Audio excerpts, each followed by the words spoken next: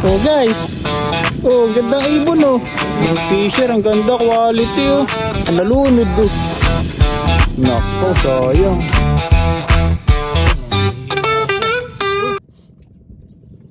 Ito guys oh. Sambuan may gitatang di naangat. Testingin natin kung binahaya na ng mga dalag.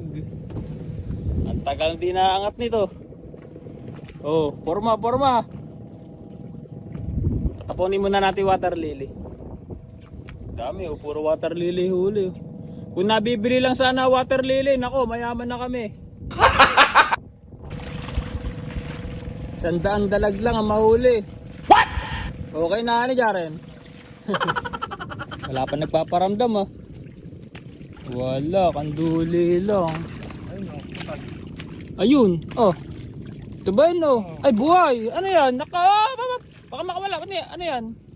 Ibon, di ba nanunuka? Ang ganda oh. Tinga, dito yan, hawakan mo kaya? Hawakan mo dalawang kamay. Oh. Masakit ata manuka ito eh. Anong ibon to? Oh guys. Oh, ang gandang ibon oh. Nako, quality oh. Ayan guys oh. So nakakaalam kung anong lahi ng ibon to. Ito yata yung tinatawag na kingfisher, hindi ba? Kingfisher, ang ganda quality oh. Oh. Nakahuli kami guys oh. Ang ganda. Ha? Sumisisid ba to? Mabait naman, nalunod oh. Nako, sayang. Nalunod. Di bale, tapakawalan din natin to. Wow.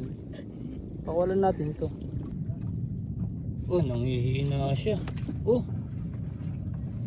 Yari, nangihina. Nalunod siguro. Natakot sa inyo. Ayaw lumutang eh. Baka hindi nakahing oh. Oh, pero mamaya lalakas siguro to. Ganda po naman. Ayos, may huli ng ibon. Di nalugi. Oh. Guys, may huli rin pa rin dalag. Isa. Tignan mo. Biriin mo, sa isang buwan, isang dalag. Di na masama ba?